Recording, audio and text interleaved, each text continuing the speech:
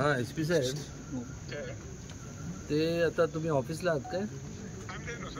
ते ठराविक सगळे आणखी सगळे नाही 5-6 लोक येतील आणि रूटच्या संदर्भात जो पहिल्यापासूनचा रूट आहे त्यात बदल करू नका हो. ते केव्हा मग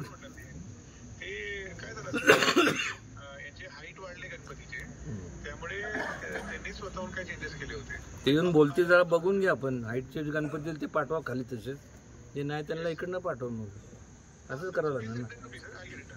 ठीक आहे, चल.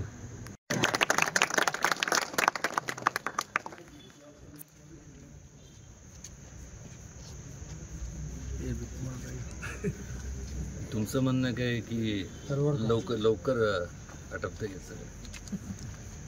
मी SP साहेबांशी बोललो की हा सण वर्षातनं एकदा येतो. प्रत्येकाच्या मंडळाचे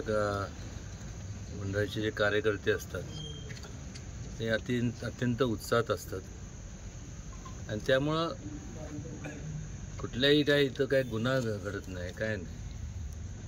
किंबहुना ह्या सर्व बाबींचा विचार करता कोर्टाचे जे काय जजमेंट दिलंय की साधारण पहिले म्हणजे शेवटचे 5 दिवस सोडले तर 10 वाजेपर्यंत परवानगी डॉल्बीची आहे.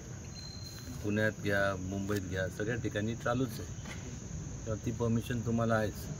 आणि शेवटचे 5 दिवस 12 वाजेपर्यंत कोर्टाचाच आदेश आहे. आणि 17 तारखेला तुमची जी मिरवणूक आहे त्या संदर्भात मी त्यांच्याशी बोललो आणि सांगितलं, मला 12 वाजेपर्यंत मिरवणूक थांबवायची, परत संपूर्ण मंडळाचे गणपती तिथं रस्त्यावर सोडायचे आणि परत 6 वाजता हे कुठल्या हिशोबात बसतं.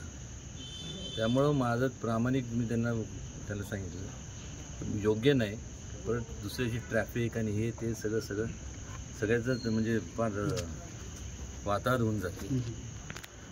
तर तुम्ही सलग तुमची मिरवणूक काढा, डॉल्बी वाजवा, डेसिमल जे आहे त्याच्या डेसिमलच्या हिशोबानेच वाजवा. फक्त लेझर बिझर काय अलाउड नाही, कारण की बऱ्याचशा लोकांचं म्हणजे थोडंसं नजरेवरती परिणाम झाला आहे. आणि 17 आणि 18 16-17 हे ज्या 2 दिवस ना 16ला तुम्ही चालू केलं की 17पर्यंत चालू होते. म्हणजे सगळे एक संलग्नच गेलं पाहिजे ना. कुठला हिशोब आहे की मध्येच मिरवणूक बंद करायची पण सकाळी चालू केली, असं चालणार नाही. सगळी कुठं होत नाही. पुण्यात होत नाही, मुंबईत होत नाही, बाकी कुठल्याही शहरामध्ये होत नाही. मग आपलं सातारा का अपवाद पाहिजे? तर सातारची तर चांगली सांस्कृतिक परंपरा त्यामुळं तुम्ही सुद्धा आता थोडंसं भान राखलं पाहिजे, सहकार्य केलं पाहिजे पोलिसांना. कारण तसं पाहायला गेलं तर आहे तरी किती पोलीस. शेवटी एक लक्षात घ्या, आपलं काय UP बिहार नाही ते असतं तर कदाचित मी फोन पण केला नसतं.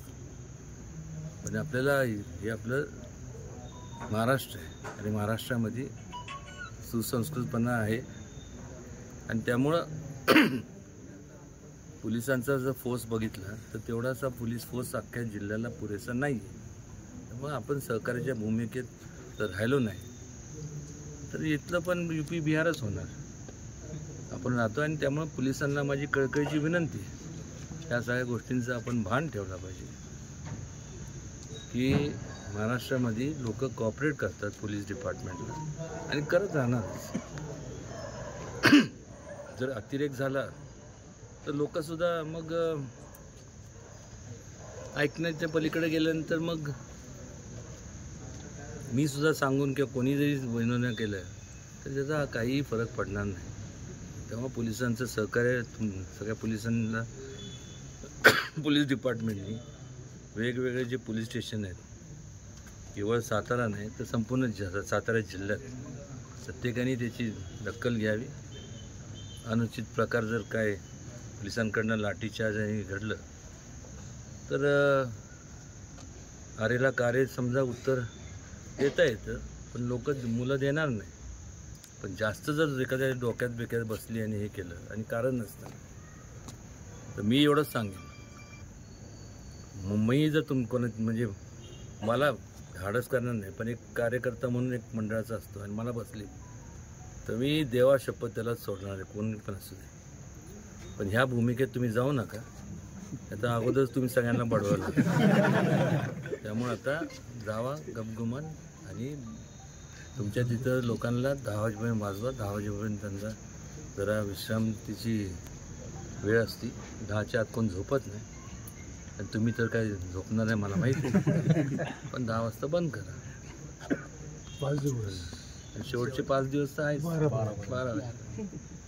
आणि मिरवणुकीला डॉल्बी लावायची ना, मग काय त्याशिवाय मिरवणूक सगळे लावायचे. पाठी संपच तोपर्यंत सकाळी पाठीपर्यंत.